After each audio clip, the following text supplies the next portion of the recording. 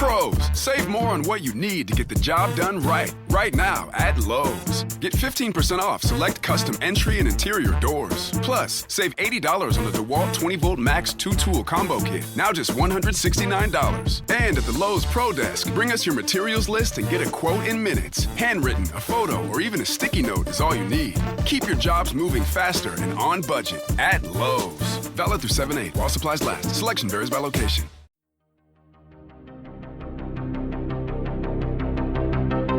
This is Writers on Film, the only podcast dedicated to books on cinema.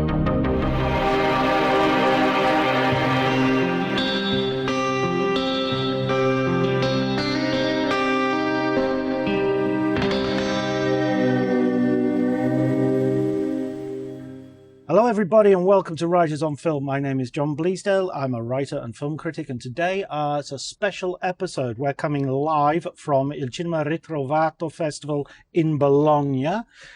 Today is the Wednesday of the festival, so we've been at the festival since Saturday.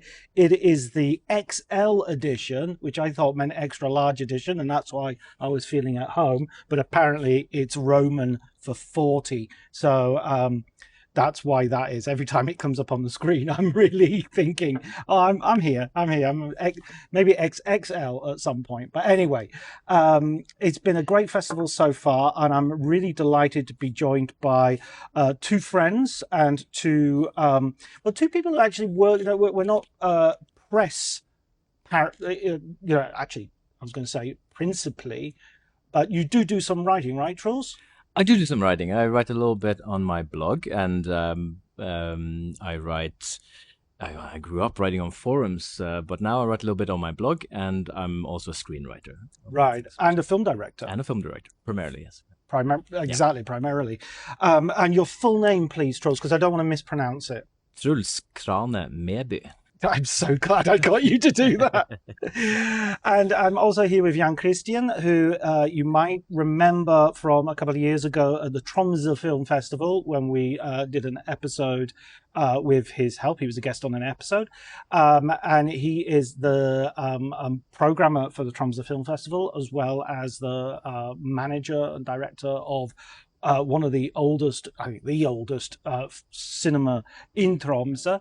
John-Kristian, welcome to the podcast. Thank you, John. Thanks for having me back. And you don't have a sort of writing blog, or do you? I don't really. I've dabbled in the blog sphere previously with just making. I used to have, when I was a student, I would post these lists of favorite films and albums of the year and of the month and so on. So that's my only experience from that. But other than that, I don't do much writing. No. And the listicle is 70% of internet journalism nowadays. It is. So I refer to my Instagram now for that. But yeah. Absolutely. Great. And can we have your full name as well, so I don't mispronounce it? Yes. My name is John-Kristian Dalseth. And like you said, I'm the manager of Verdensteatret Cinemateket and also a programmer at the Tromsø International Film Festival, who run the Cinemateket in Tromsø. Brilliant. And you've been meeting other other managers and of cinemateks around Europe, I'm guessing, if not the world.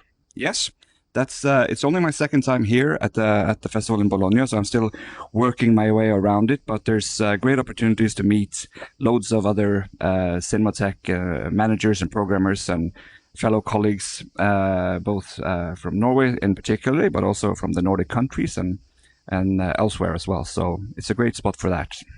So for those of you who don't know, this is the 40th edition of the Bologna Film Festival. And if you don't know what the film festival is about, let me just give you a quick summary.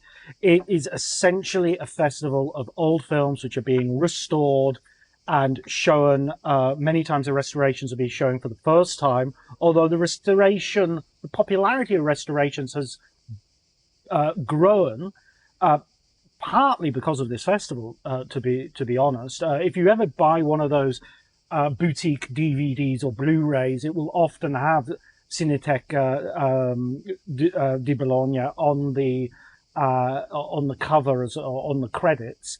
The idea of vintage film, though, is one of those things that sort of feels like it's coming forward just because I'm getting older. rather than because it's coming forward. But I mean, tonight we're all looking forward to seeing a new version of Michael Mann's Manhunter. That's going to be incredible. Also because this film, unless you've seen it, screened in a really good print, which not many people will have done, I guess. I mean, I've grown up with this film on terrible looking DVDs and terrible looking Blu-rays, and it's never had a proper restoration done in this way. I mean, it's never looked good on home video, so I'm really excited to see what this film is really supposed to look like. I mean, just looking at the films he did around this film that have gotten restorations in the recent years and how gorgeous they look, I think it's going to be a great experience. Yeah, I think this is one of my Moviedrome discoveries from, I don't know if you guys got Moviedrome in Norway. The Alex Cox exactly thing. Yeah, I just sort of snippets on YouTube way after the fact kind of experience. Right, yeah, this is definitely one of mine where they would show these cult movies on a Sunday night with an introduction by Alex Cox. Later it was Mark Cousins. Yeah, I remember Manhunter being one of the ones that was sort of like kind of this little known Michael Mann film. I'm not sure how well it did at the time, but it was very much outshone by the success of Silence of the Lambs, which came afterwards, and it was then rediscovered as there was this Hannibal Lecter film with Brian Cox that nobody had seen. But that's a film that we've got in our futures. Let's just talk about some of the highlights of our festivals so far. John-Kristian, what have you seen that you've really enjoyed? Well, there's been a good few days for me. It's been a bit of a mixed bag, as it always is at festivals, but I think primarily it's been mostly good experiences. I arrived on Saturday evening and went straight to Darlecino for the Color of Money, which we saw together, which was just a delightful revisit for me. It's been quite a while since I've seen it last, and it's always had this like darling relationship with me as well, or one of Scorsese's like underrated darlings in my opinion, and I think it holds up pretty great. I thought it felt a bit more silly than the last time I saw it. I don't know if that's just me getting more older or more boring and more like, oh, that's silly, but it was still very, very enjoyable. And the great thing about seeing it was the first time, I think, pretty sure it's the first time I've seen it on the big screen. So it was also nice to notice little things that I hadn't seen before, despite having seen the film probably like 7 or 8 times in my life. So that was a great first experience, yeah. Yeah, let's just talk about that because we all went to see it. I'm really interested to get everyone's viewpoint. Truls? Yeah, it was great because this was my first watch actually, and with that I got to cross off the last fictional Scorsese film I hadn't seen yet. And although it might have been a case of one of those that I'd seen so long ago that I didn't remember anything, and then, half an hour after watching the film, you kind of go, wait, there's something kind of familiar, but I don't know if that's a kind of a deja vu thing that's messing with me. But I really, really enjoyed it. This was not a restoration. This was an older DCP, but I enjoyed myself so much. It's like, even though it's obviously, it's a kind of a work for hire, it's a little bit, him needing to prove that he can make a normal film, a little bit like another film you and me, John, saw yesterday, The Stranger by Orson Welles, where you have to sort of, okay, I've been making a lot of more artistically challenging films, and now I need to prove to the system that I can do it on their terms a little bit, to prove that I'm economically viable. And it's just so enjoyable. I mean, he really, and on top of that, he makes it personal despite it. It's not as out there as many of his other films, but he opens it with a voiceover that he himself does, sort of signaling, it's not one of the films you're used to getting from me, but it's still personal. And I think he I don't know, I mean, he shoots those billiard scenes as a Busby Berkeley musical, it's like the way the camera just sort of, there's nothing restricting where the camera can go. And sometimes he'll go into this almost abstract audiovisual montages where the sound isn't even connected to what you're seeing anymore. And he's still doing very experimental stuff in this framework that's more conventional, but still damn fucking entertaining. Absolutely. I totally agree with you. There's a real, I did a podcast with Ian Nathan a few months ago. I think it was this year. And we were talking about his Martin Scorsese book, and he suggested, instead of doing my book, why don't we just pick 2 Martin Scorsese films we want to talk about and that don't get enough coverage? And Colour of Money was one of my choices. I think Come Done was the other. I always launch this provocative comment that Colour of Money is my favorite Martin Scorsese, but watch it. It's certainly my most enjoyable. I mean, I love the soundtrack by Robbie Robertson. I love the script by Richard Price. I think the performances by the 3 leads are exceptionally good. And there's a deep bench of character actors from John Turturro, Forrest Whitaker, Iggy Pop turns up at one point. And it's just got this like Friends of Eddie Coyle, lo-fi, grungy, low-stakes crime feel to it, even though it's not a crime movie as such, but you smell those pool holes, your feet that feel sticky on the floors, Yeah, absolutely. And I was thinking the same thing, or along those lines, as watching it again for the first time in a long time. I think it's arguably Scorsese's most playful film, where he's really enjoying himself, and he's just like, it feels kind of like he's improvising a bit, and he's really just letting the scenes drive themselves in a way. And so it just moves along so nicely, I think, and it has such an enjoyable pace to it, which is something that I'm always very occupied with, like the pacing of a film. If the pacing is off, then I'm off just from the get-go. So I'm always like, I need a film to move along in a satisfying pace. I think this does that in such a spectacular way. And I also was quite a bit surprised that one of the things that really made me giggle was just seeing Tom Cruise in that part again, because it really is one of his best parts, if you think about it.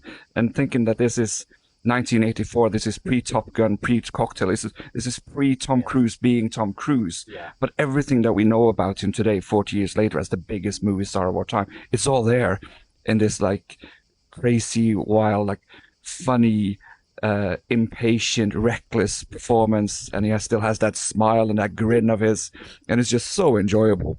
And I was just like also thinking that with you saying that this is your favorite Scorsese is one of these filmmakers also for me that has obviously I'm such a big fan of his, and I love most of his films, and there's very few that I don't enjoy in any way. But he's also one of these filmmakers that it's hard to pick a favorite, because every time I see one, there's always a part of me that, well, this is my favorite. Like seeing After Hours for the first time again in like 20 years since the last time, well, this is my favorite. Another like unexpected ones, like I saw recently, just last year, I revisited Bringing Out the Dead so good. with Nicolas Cage and John Goodman. It's such an incredible film. Fantastic. And that also just makes me think that he's just this kind of like filmmaker, just keeps on giving with all these, and it was such a gem to see it on the big screen. Yeah, exactly. And all these films that maybe were considered a little bit minor when they came out, like Bringing Out the Dead, are like, when you go back to them, you just think, okay, this is better than anything that came out this year. So it's his filmography is just filled with extremely, extremely good films through and through. And just a comment about like the Tom Cruise performance, because I think this is probably one of the earlier directors realizing that the best Tom Cruise performance is like having him be a total sleazeball, just like a little bit. He's the an Anderson idiot who Kubrick becomes thing. a dick. Yeah, exactly. That's his arc. He's really good at playing these characters. So I think the headline is Martin Scorsese, quite good. Yeah. Quite a good director. Underrated director in many ways. But absolutely brilliant. Truls, well, what about you? Sort of some highlights that you might have. Well, I saw an amazing Guy Maddin film this morning called Careful. And I've seen a handful of his films, but only sort of kind of last 15, 20 years-ish. And this was early 90s. And it's this, like all his films, he had a very beautiful way of phrasing it in his intro. Something like, he feels like there are so many film techniques that got discarded along the way, so much film grammar that got discarded just by history moving forward. And his whole thing is going back and using silent film techniques and making, really vital works of art now, using those in quote unquote older techniques, and just bringing so much life back into them. And this was it was inspired at some festival, seeing some German Bergfilme, like some like mountain movies that were massive in the 20s. Leni Riefenstahl. Yeah, exactly. And The Holy of, Mountain and these kind of things. Something Pitzpalu and and they were and he was really inspired just by the look and feel of them, and he wanted to make his own American version, but still sort of set in Germany with a lot of German iconography, and he uses the genre to make this phantasmagoria of repressed sexuality and destruction, and in this teeny tiny village in a mountain, and the way he like the fairy tale way he builds in. So they're all afraid of the avalanches, so they all have to be really, really quiet. And they can never shout, like they have to like tiptoe almost. There's this beautiful, beautiful way they can't make too much noise because the mountain will kill them. And what a beautiful way to start a film about repression, this mountain that has this village that has to be silent at all times. Really, really beautiful. And the colors are just extremely poppy, and it feels like what the stuff that Bertrand Mandizio, is that his name? The stuff that he does today, this very sort of hyper stylized, sort of everything is a set, and the colors are extremely poppy, and in a very heightened reality. That was beautiful. It was really, really good. That sounds a little bit like what Nicholas Winding Refn is doing with his latest Her Private Hell. Color-wise, for sure, it has a that kind of saturation of color, but this is sort of shot on probably shot on 35. Maybe they projected it on 16. I'm not sure, but it has a way more tactile feel, but it does have that kind of abstraction and poppy colors and fairy tale quality that Refn also can have. Yeah. There's no competition, obviously, with I think they do give out awards for the best restoration or something, perhaps towards the end. But there's no sort of competition as we're used to having at Cannes or Venice or Berlin. But we do have sections where there are retrospectives of particular actresses. In this case, Barbara Stanwyck has a whole series of films that are being shown. Particular directors, Marshall Lina, is being shown. Lucchino Visconti is another one which we've been following. Well, that was going to be my question for John-Kristian, actually, is has there been any particular sort of thread that you've followed, or have you been sort of hopping around everywhere? I've been hopping around everywhere, which is kind of what tends to happen at the festivals that I go to, I guess, for most people also, because you set up this plan, but then like one thing drops out or one meeting pops up and it just screws up your whole schedule. So I'm always just kind of like jumping around, but I'm fascinated by the Barbara Stanwyck program, and I've seen quite a few of those, Night Nurse and Babyface in particular. Babyface, which I hadn't seen before, by is it Alfred Green? I think is the director. Was just terrific. Really, really enjoy that one, where she plays where she plays this young woman who's been just like mishandled by men her whole life. She works at her father's bar, and she's just knocked about, and all the customers are like putting their moves on her, and she's just fed up with it. And she has this older mentor who pops up in her life and just like is quoting Nietzsche to her for some reason, and just saying that you have to go and get what you want and just you're a beautiful woman, use what you have. And she takes it to heart and goes to New York and just charms her way up the ladder from this very low position at this big law firm. Literally, it's literalized by like she literally moves up the skyscraper. Like we just see through the film, like she starts at the bottom and the camera just going higher and higher to her new office. Yeah, as she sort of climbs. Yeah, and she's just using all her might as this lovely woman, and just taking a very cynical approach and getting all these respective bosses of their departments in trouble, and then literally sometimes taking their jobs and just like taking advantage of their shortcomings, and then finding herself at the very top towards the end. But then, of course, that's also with more consequences and stuff. But it was just really a really enjoyable film. Night Nurse as well I thought was very entertaining. Tonally, it's a bit confusing because it starts off as this sort of like this like this funny romp of just like a bit of silliness, and then all of a sudden there's very serious themes, and at one point they're killing babies, and it's just all over the place. Clark Gable as a villainous chauffeur. Oh, yeah. It's just very called Nick, with absolutely no sort of there's no Nick the worry chauffeur. about subtlety there. Old Nick. Yeah, but it was very very interesting, and I do enjoy the festival giving the spotlight to this, and Barbara Stanwyck was on the poster for the program for the festival, and just it feels very it's a very beautiful homage, I think, to her, and just all these films that just look so terrific, and giving people like me who have been in the business for quite a while but have not seen loads of these films because they haven't really been available to see them in these formats and on the big screen is just absolutely wonderful. Yeah, I mean, I think one of the great things about Barbara Stanwyck is she's one of these actresses who spans pre-code through to after the Second World War. You have Double Indemnity, which I think was filmed during the war, was 1940s. 44, I think. Yeah, 33 for Babyface. They're both Babyface and Night Nurse are both pre-code.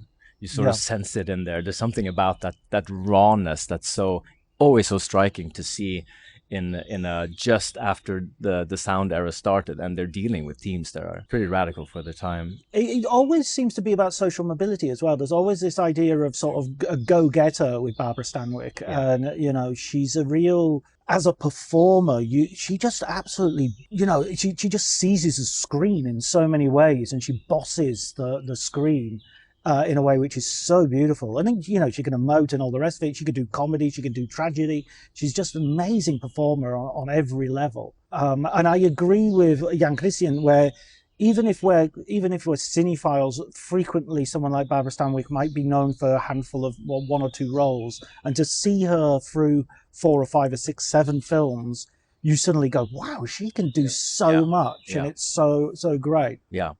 Yeah, there's another film that's screening here that I don't think I'm going to manage to get to see, but I would love to see it on the big screen. It's Douglas Sirk's All That I Desire, which is a fantastic film with her and Fred McMurray having this almost relationship. He's in a family, and they had a thing many years ago, and they keep meeting in a motel when he's on a conference thing. And it's just about these almost encounters, just about this sort of listening and just talking and almost daring to do the thing that they should have done before the family and all those years ago. And it's such a beautiful and subtle thing after having seen this more, like you say, the forceful pre-code ones where it's about social mobility. She's packing a punch, and she's really like, and that's a very different performance from her, much more subdued and quiet, but a beautiful, beautiful film. Hold it. Now, one day later, I realized that the film I just talked about was not All I Desire, which is screening here, but there's always tomorrow. Ahorra más con Lowe's y lleva cada proyecto al siguiente nivel. Ahorra 15% en una selección de puertas de entradas e interiores personalizadas. Además, ahorra $80 en un kit de 2 herramientas de Wolf de 20 voltios max por $169. Y en el Pro Desk de Lowe's trae tu lista de materiales escrita o en una foto y recibe una cotización en minutos. Agiliza tus proyectos mientras sigues ahorrando con Lowe's. Válido hasta 7/8 hasta agotar existencia. Selección varía por lugar. Which is not screening here. It's still a Douglas Sirk film with Barbara Stanwyck and Fred McMurray. Go see it. It's very beautiful. And now back to the pod. But even when you get her in Double Indemnity, and she's playing a femme fatale, albeit obviously it's all dynamite blonde femme fatale, and Stanwyck is not usually appearing blonde, so it's it's kind of quite striking in that case as well. One thing I wanted to come back to a little bit was the first film that we saw, Truls, and I've seen a few Visconti films as part. There's a season of Visconti in the festival. I just today saw The Damned, which in Italian is La Caduta dei Dei, or Gotterdammo. Gotterdammo. Yeah, exactly. What a title. Oh, isn't it? Yeah, isn't it? The Damned doesn't quite. It doesn't encapsulate. It makes me think of Captain Sensible for some reason. I'm not sure why. Yeah, but we saw The Innocent with Giancarlo Giannini. Maybe we could talk a little bit about that. Let's do it. That's the other film with things happening to babies that shouldn't happen to babies themes. That was a brutal, brutal experience.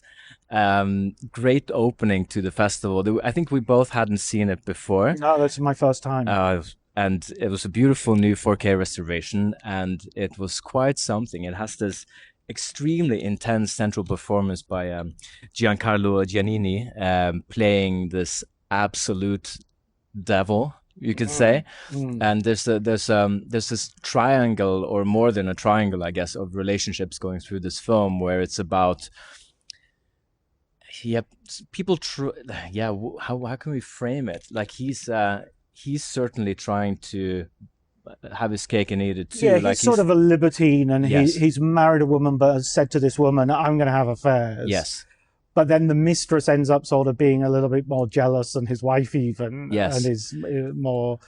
but then his wife falls for a writer. Yeah, and that's the turn. He's not as libertine-esque with her as he is with himself. Yeah, exactly. It's the hypocrisy of what happens when he starts to have to feel jealous for his wife. Yeah. And the kind of weirdly beautiful, but also really dark sort of flaming up of their love again, when he sort of realizes that he will have to fight for keeping the wife there too, and like sort of saving his own jealousy by rekindling the love that they have, but it's just purely from this sort of act of jealousy. And then there's a baby that comes into this. I mean, should we warn for spoilers? Because I feel like I want to.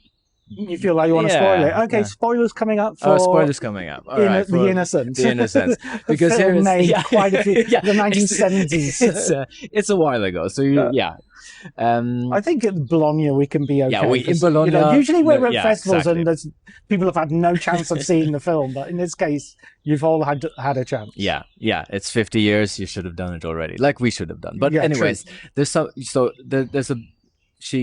wife gets pregnant, and then it becomes uncertain if the baby belongs to the husband or the lover. Oh, I think it's fairly certain. Yeah. I think that's... Yeah, well, for him in the beginning, and then after, because he's unsure. That's what I mean. Right. And then it becomes confirmed that it is the lovers. And after it becomes confirmed, this sends the husband into this gothic kind of simmering rage that the whole last half hour, at least maybe 45 minutes, quite a long film, so the last act gets to really sort of stretch out, but it becomes this gothic nightmare of a film where you just sense the absolute hatred for having this baby reminder of the adultery of his wife. And adultery, but in the context of what should be an open relationship. That's right. Well, yes, exactly. Adultery is wrong. Like it wasn't adultery. It was consented by him. Yeah. But he can't take it. Yeah. And it just goes places. And this whole film is, I mean, Visconti in this period is doing these rich, embroidered, Baroque, you said Gothic earlier, and I think that's totally accurate, dramas. And they are kind of heightened and lush, and chocolate box covers, and there is a sense of everything, the frocks and the furniture, the diamonds and jewelry. You can eat the scenery. Absolutely. It's just so well done. But at the heart of it is this idea of moral rot. Yeah. And Giannini is just out of this world. And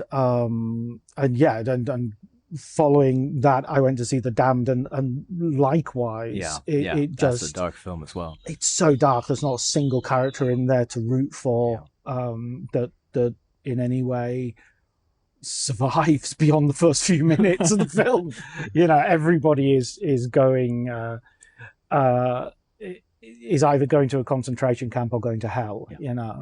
And I just love Visconti taking. It's interesting to hear John-Kristian talking about how pacing is important, because Visconti's certainly not a pacey filmmaker, but his confidence in his pace, it makes him perfectly accomplished at that thing of telling a story. It lulls you in. Yeah. John-Kristian, did you have any opportunity to see these films, or have you gone a different route? I haven't seen these films. No, there's so much to take in that I haven't been able to see everything that I want to see. But I would like to mention one treat that I had yesterday, which I think also being in Bologna to speak a bit about Bernardo Bertolucci, because there's this beautiful restoration of Prima della Rivoluzione, before the Revolution from 1964, which I believe is his first film. And and I had not seen it before, so it was a real treat to see it. And it's the story of young love, but also about these young students growing up under the ideals of their parents and grandparents and political views, and wanting to escape all these ideas and ways of life that are sort of forced upon them. And it was very interesting to see how Bertolucci, how it feels almost like a French New Wave film, almost, because it's such a it's from '64, and it's really just it feels very creative. And I'm a big fan of Bertolucci, but I have a lot of problems with some of his films, or I have problems with some of his films, I should say. And but in this film, he just it's such a remarkable debut film, I think, and I think it was just in his early 20s when he made it. So it's just so lovely to see these tells of this filmmaker who has so much to say and so much to express, and the way that the film just sort of takes on all these like very complicated views of life, but tells them through these young eyes of these young students who are very morally complex, but also very simple in their ways of life, and thinking about love and getting away and getting out of that small town, all these sort of like cliche things. And I have to admit also that I was a bit colored also by the presentation of the film, because another treat that you don't get much at these festivals when there's all these old films, that of course most of the people who have made them are no longer with us. But at this presentation, the editor of the film, who's Roberto Pergiani, was there to present the film, which was just so lovely. And he's in his late 80s, and he was telling us about this working relationship with Bertolucci, and of course went on to work on several of his films, and like Last Tango in Paris and so many more. And it was just, and he was still so vibrant and full of life and excited, and he wanted to go on and on in his introduction. And at one point he said, well, we have to start the film now. So it was just this delicious feeling of this very now much older gentleman, of course, but he's still so excited when talking about his craft and talking about the collaborations that he had with his legendary filmmaker. And it was just such a treat that I don't think you get anywhere else or at any other festival. So just wanted to mention that. And I imagine that film will be coming around now with this new restoration, which I believe the Cinemateket is involved with as well. So it will hopefully be a nice Blu-ray release pretty soon.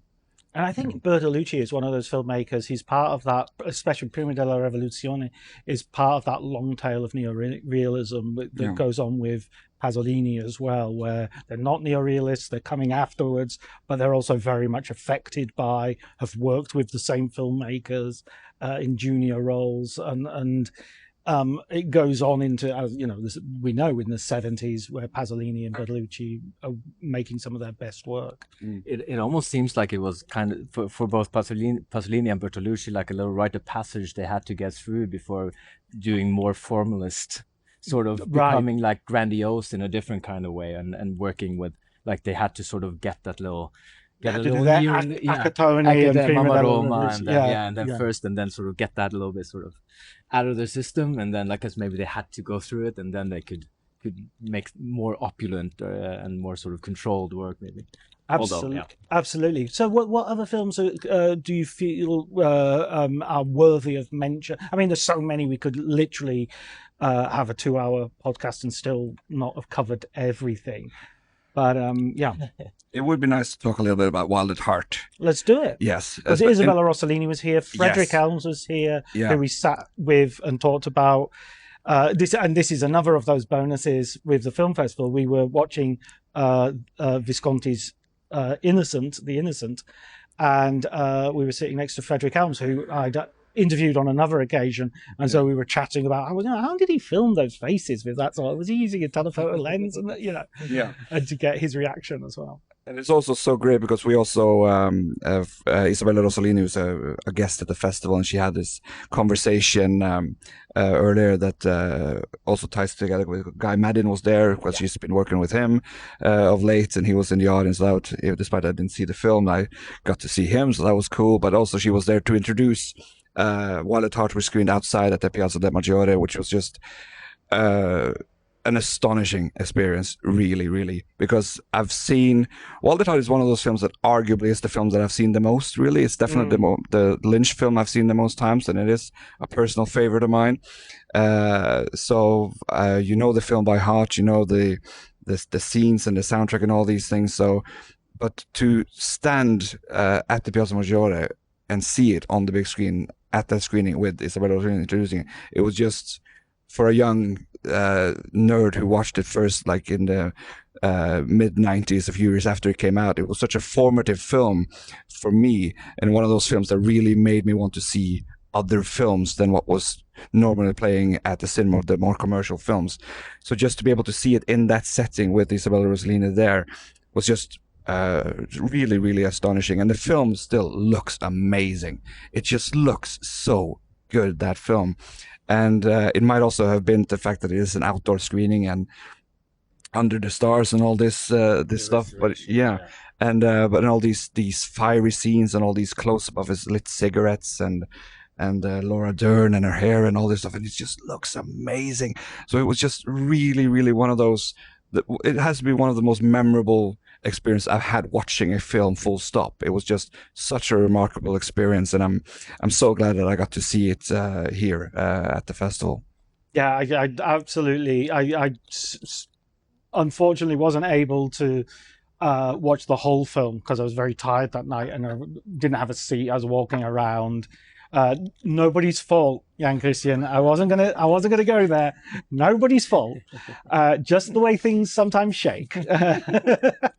But I remember seeing that film on cinema screens. I went to Ambleside and there was a Zeffirelli cinema, and it was like buy a pizza and get a cinema ticket sort of place.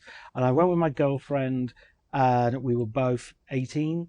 And it was one of those things, you know how you feel you're glad that you're alive when Ronaldo and Messi are playing peak football? You're just lucky to be around when they're doing that. Yeah. And it felt like I'm really lucky to be interested in cinema, and this is the film that's just come out this week. Yeah. And this is brand new. And it's like seeing Full Metal Jacket at the cinema as soon as it's come out. I'm thinking, I'm really lucky to be out and seeing a new Kubrick film, or seeing peak Steven Spielberg or peak Scorsese, seeing Goodfellas at the cinema, and that's how I felt about Wild at Heart.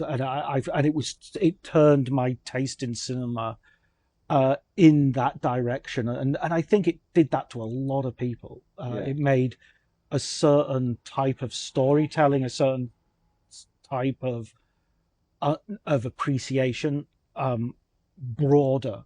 Gave you more freedom. And I always remember how hard that film is. Yeah. And that, how violent, how gnarly that film can be, and how sexy. I mean, goddamn horny film.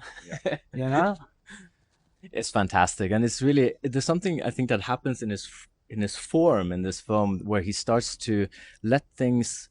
It's around sort of Twin Peaks time, and it makes sense that he's been working in a very, very long format around making this film, because you get a sense of, Blue Velvet is a pretty sort of fast-ish paced film, but in Wild at Heart you get these long stretches of almost like just like this half abstract sort of going past these New Orleans houses, and it just sort of floats out in an ambient way, almost like he starts to get into territory that he'll explore much, much more further down the line. But there's something about this film, I think, also that's kind of as a transition work in this, with the way he works with film, that he just allows himself to take more time with abstraction, which I find is a really interesting juxtaposition to the hardcore stuff that you talk about. Like it packs a punch, this film, as well.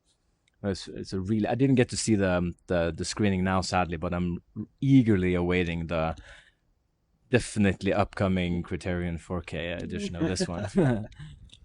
Yeah, and I was also just thinking, just when talking about discovering things for the first time in films that you've seen loads of times before, is one of the things that was thinking about when watching this was just Lynch's use of flashbacks in Wild at Heart, which is just something that I'm really not into flashbacks in films unless it's done properly. And there's really no a perfect way of doing it or no set way of doing it. But very often it's like very clumsily done and it takes too much time and it takes you out of the plot of the film or the drive of the film.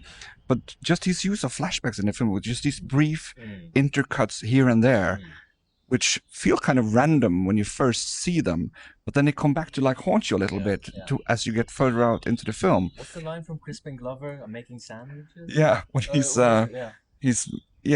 making his lunch. When he, it's it keeps going like because it's sort of like lunch.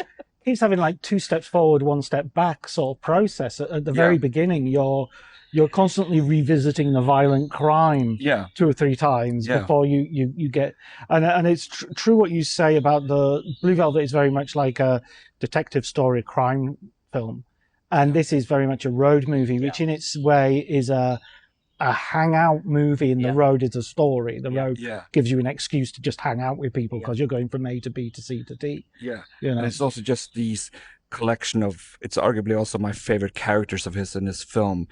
Despite it's not really an because Nicolas Cage and Laura Dern are obviously the driving force of it, and they're the ones. But it feels also like an ensemble film, just with this incredible supporting cast of Willem Dafoe, and I mentioned Rossellini and Diane Ladd and Harry Dean Stanton, all these people.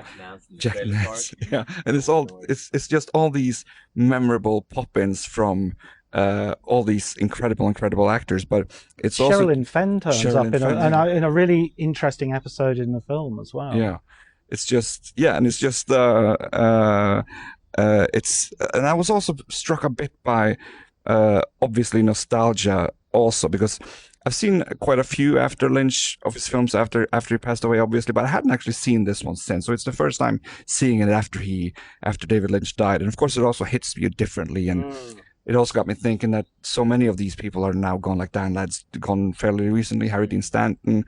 And it also just thinks, because this is a film that, like I said, I was 14 or 15 when I saw it the first time in the middle of the 90s, and it's been this film that's been with you your whole adult life, and all of a sudden it has this different meaning, and then seeing it in those surroundings and with like thousands of people who are just so moved by it, which is also one of the things that is the most fascinating about these outdoor screenings at the Piazza Maggiore, just how quiet it is with all these people watching a film. Like it's arguably more quiet there than it is in a theater with 50 people. It's incredible. People are just so tuned in and watching the film, and of course there's a bit of noise from like surrounding cafes and shops and stuff, but in and around the actual viewing area of the screen is just remarkably quiet, and it's just amazing. No, I totally agree with that, and I loved watching A Stranger last night, which was preceded, by the way, by a premiere of Alfred Hitchcock's home movies, which showed an entirely different private version of Alfred Hitchcock as a relatively young man with his family. Pat Hitchcock was a baby in the film, and clowning about in a way which was very funny and smutty and quite revealing of his sense of humor as well, and his own self-image. It was great. But after the screening had finished of The Stranger, we're after midnight and it's Tuesday night, and most people have probably got work in the morning, and it's thousands plus people dispersing from central Bologna, and it's just like, wow, people say cinema. I thought cinema was supposed to be dead. How come? How do we explain this? And Bologna is a city with 50 cinemas in central Bologna, 50 screens in central Bologna, and I mean, if this is what dead looks like, I'd hate to see living, because there'd be nothing but cinemas. Truls, a final. Shall we start wrapping up and have final films and final comments? Yes, definitely. I mean, I think my likely to be favorite experience of the festival is still upcoming, thankfully, and at least the one I'm looking the most forward to, which is the new 4K restoration of Ken Russell's The Devils in his own director's cut. That has been properly restored for the first time. The restoration premiered in Cannes, and that's another film that has not been well served by physical media through the years, and it hasn't looked nearly as good as it could have. And we went to no, we didn't go to that together, but I went to a talk where they showed stills from the restoration and talked about the work they'd done, and it looks stunning. And I can't wait to watch one of my favorite films in a way that it seems like it's going to be like watching it with new eyes. Derek Jarman was the art director on that yeah, film. Holy hell. Yeah. It's incredible the work he did in this film. And there's just, it, you could always see it. You could always experience it, how good it is in the previous versions, and if you've seen a good print. But this is looking to be seeing it in a way that hasn't really been seen before. They went back to the original camera negative and did a proper cleanup of everything, and it looks like it's gonna pop. Yeah, crazy. Oliver Reed, Vanessa Redgrave, my goodness. That guy from Barry Lyndon who was only in like 3 films, but everyone was a masterpiece. I mean, the intensity of this movie is gonna. Yeah, I just love this film. I've never seen it on the big screen, and I'm really, really eager. And I think that's tomorrow night. Right. Okay. So that's a highlight to come for sure. John-Kristian. I think I could mention also just a couple of the film concerts, because I'm also here looking for that, because we have our silent film festival in Tromsø every April. So I'm always making sure that I see a few film concerts, and there's been some lovely ones so far. We saw The Overcoat, the old Soviet film, which I got to see in Cinema Modernissimo, which was incredible. Art Deco cinema. I was in there for a couple of films this morning. I went from The Bucket of Blood. What's this like for a double bill? Yeah. The Bucket of Blood, and followed by The Damned. Fantastic. That's Bologna. That's Bologna. That's what it gives you, the opportunity to do.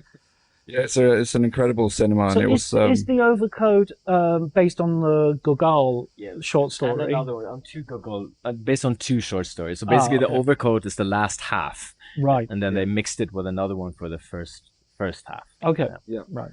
So the film that we saw is put together by all these different sources, because there's acts missing here and there, but it's the most definitive edition so far, is what they're saying. And it was lovely, with music by Maud Nielsen who played to it, which was great. And this morning I had a wonderful experience with an old Finnish film from 1927.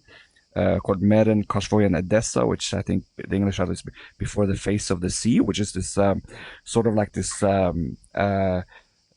thriller, kind of like almost like a suspense film about these young people who are out sailing, and they spot this man in need, and they go to help, and it takes them to this like island that is sort of like seems to be either cursed, or there's these ghosts haunting the halls and all this stuff. And it was just this really fun sort of something that seemed very modern for a 100-year-old Finnish film. And there's quite a bit of Finnish film at this festival, and I'm also seeing another one tonight at The Curse of the Witch, which is screening outside at Piazza Maggiore, with music by Cleaning Women, which is a great Finnish band that we've had hosted at Tromsø several times. So it'll be great to see them at that huge stage outside for that film. I'm definitely looking forward to that. And the screening is followed by New York by Martin Scorsese, is that right? I think that's right, yeah. So that's also a hell of a double bill. Yeah, wow. You do sort of starting and ending with Martin Scorsese there. Well, one thing I wanted to ask you, John-Kristian, in terms of your job, in terms of programming the Silent Film Festival and Tromsø as well, is Bologna is a place that you're going to be trying to pick up films to then show. Is that? Oh, for sure, yeah. It's definitely mostly for the Cinemateket, but of course the festival in Tromsø runs the Cinemateket, and we run that year round. So that's the most natural venue for these films, and that's also where we have our Silent Film Festival in April, which is at Verdensteatret. To those that don't know, is 110-year-old cinema that was obviously built for silent film and is the oldest operating cinema in all of Norway still. So these are very natural selections for that. But we do occasionally have retrospectives as well at our main film festival in January, where there certainly could be something of interest there as well. But mainly this is for the cinema catalog that we have, and it's both inspiring and very exciting to see all these new releases that are giving these treatments and getting these restorations, and just being able for us to sort of bring them home to Norway and show them at our little Cinematek on the North Pole really is just such a treat. So 200 miles above the Arctic Circle. Yes. It's pretty. So yeah, for sure, yeah. Absolutely wonderful cinema, one of my favorites, and I hope to be back in Tromsø very soon to enjoy it once more. Well, guys, I don't think there's anything that we've left out. I mean, there's loads that we've left out. What am I talking about? The Man Who Would Be King. That was one of my personal favorites. Obviously, the Sean Connery connection there. Cloud-capped star I saw was fantastic. Okay, yeah. Let's just have a quick rundown. All right, yeah. Rita, the Zanzara, that which was fantastic. if you wanted to know how incredible an actor Giancarlo Giannini is, he goes from a Saint Trinian style Cliff Richard musical with Rita Pavone as the singing rebellious Pippi Longstockings of the school, and he's the sort of maths teacher she falls in love with in a totally unreconstructed way. And then he's 10 Seconds to Hell. Oh yeah. Sorry. No. You wanted to. No, you go contrast ahead. it. L'innocente. Yeah, exactly. With the L'innocente that we were talking about, Truls talked about earlier. Dead Man, Jim Jarmusch. I just saw that last night, which looked absolutely incredible. Arguably his best film. I think. Arguably, yeah, and it's arguably also kind of what we talked about Scorsese, and every time you see one of these films, because his filmography is just such a varied, such a eclectic, different films. But that's also one that you see and just like, this is just an incredible film. Iggy Pop turns up Iggy Pop's in that one as well. Yeah, Crispin Glover. Crispin Glover's in there. Billy Bob Thornton's in there. Jared Harris. Jared Harris is there. Yeah, which is before Jared Harris was. Yeah. That was also just such a great revisit. It's been ages since I've seen it, and just seeing that also, I think it's also the first time I've seen it in a cinema, and it's a new restored version as well. So that the music by Neil Young also just really popped. I don't know what they've done, but if they've turned that up to 11 for something for this new restoration, because that music was just bolting out of the screen. Really, I remember it being really loud when I saw it in the original. I think it's louder now, even. Yeah, me and John, we saw 10 Seconds to Hell, Robert Aldrich, kind of a Dirty Dozen meets The Wages of Fear in post-war Berlin by this gang of bomb diffusers with Jack Palance in the lead. Also really, really good, I thought. Absolutely kind amazing. of a truncated, destroyed version, an hour shorter than Aldrich intended, but still packed a punch and was the very Hurt effective. Locker has definitely watched that film. For sure. Great Ken Adams production design too in that one. Absolutely, and location shooting in the pre-wall Berlin, just post-war pre-wall, And also, just to mention very briefly, talking about reconstructed films, there was a great talk given about the ongoing effort to reconstruct some semblance of Don Quixote by Orson Welles. They showed some footage. They talked about the script and the way that the film morphed from the 40s when it was originally conceived to the 80s when Orson Welles finally died, and from a fairly conventional idea of literary adaptation to much more experimental sort of essay film that was going to be a bit more like F for Fake. But that was a really interesting thing. I don't know if we're going to get. We're definitely not going to get a the Netflix version of his last film, The Other Side of the Wind. It's not going to be that. No, they were very clear in saying that this would not be a cinema release. This is an academic piece, more meant to sort of try to give a semblance of something that could have been, but it's never going to be anything really remotely near what he actually planned to do in a sense that makes it sort of transparently viewable, it's not going to be the touch of evil, other side of the wind kind of a thing again, because the material just isn't there. And I mean, I'm a huge Orson Welles fan, and I really like the sort of more essayistic and loose way that he started making films as his career progressed and his sort of economical situation worsened. There's something really endearing about this independent filmmaker that he became, that almost has a proto-digital way of working. Like, he would just sort of snatch things from all over. But yeah, Othello, there were bits he'd film in Spain, and then he'd finish the shot in Morocco and things like that. Yeah, and he's just like, the force of his filmmaking just forces it somehow to work. And that film is like, the editing in Othello is much more radical than a lot of stuff you see even today. It's extremely fascinating. Do you think, though, sort of devil's advocate, do you think like we're reaching a point of, as Elsa might say, let it go? You know, that there's a limit to how much sort of B-roll we can put out there and say, you know, yeah, he shot loads of stuff, he's a genius, but I was kind of watching The Stranger. I was fascinated by how unfamiliar I am with a film that's kind of uncontroversially just his, than there is with all these films which exist in all these different versions. And it's almost as if, you know, the archivist is maybe becoming a little bit.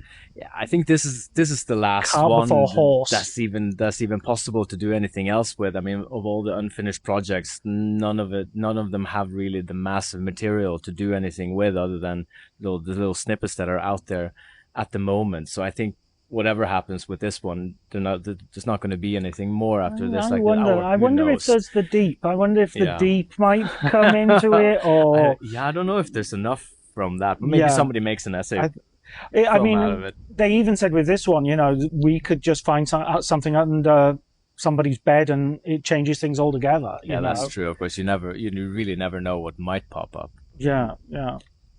I think that's an interesting discussion that we'll save for the next podcast, I think, this whole thing. But it's definitely one that comes up in discussions, doesn't it, around the coffee tables here after watching some of these films, because there is, in my opinion, there is a limit, yes, to how much you can do to a film and how many versions should there be. I mean, because I'm not a big fan of new versions, full stop, just mainly because when I see a film for the first time, that is the film that I'm watching, that is the film that was put out.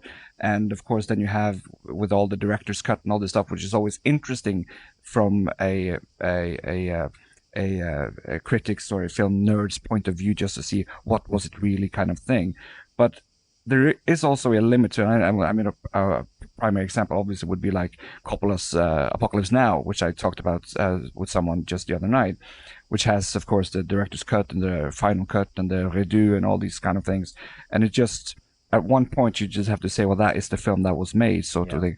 And which is not to say that things that are restored shouldn't be arguably put in, or could be, but I think that's one of the beauty of these big, like, proper Blu-ray releases, that those of us who still obviously cherish Blu-rays and physical formats and everything, that's one of the biggest threats, I think, for those things, the special features on that, because then you have them as these supplements to the film that you can enjoy and you can make up your own mind, sort of thing, as, oh, I would have liked to have seen this or that, but as for the film itself, I often, like, the first one is kind of like special in its own way anyway. So at my point, in my point of view, there is sort of a limit to how much you can do to each one. Yeah, I agree. I think the thing with the redo version of Apocalypse Now is that it just proves how good an editor Walter Murch is and how bad an editor Francis Ford Coppola is. But then he went back and made the final cut, where he actually understood that, that the plantation scene was maybe doing something to the momentum of the movie. Yeah, absolutely. And when he brings back the strippers, the whole point of the strippers in the play,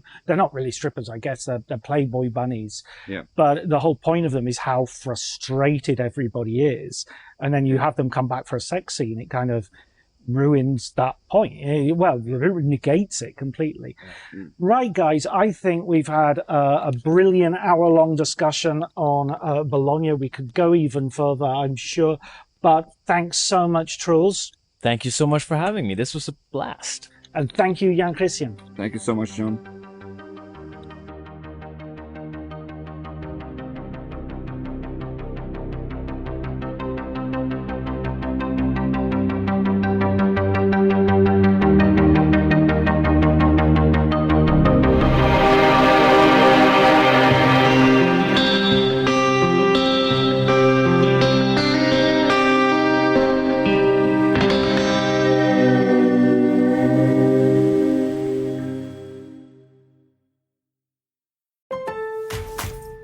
Ahorra más con Lowe's y lleva cada proyecto al siguiente nivel. Ahorra 15% en una selección de puertas de entradas e interiores personalizadas. Además, ahorra $80 en un kit de 2 herramientas de Wolf de 20 voltios max por $169. Y en el Pro Desk de Lowe's trae tu lista de materiales escrita o en una foto y recibe una cotización en minutos. Agiliza tus proyectos mientras sigues ahorrando con Lowe's. Válido hasta 7/8 hasta agotar existencia. Selección varía por lugar.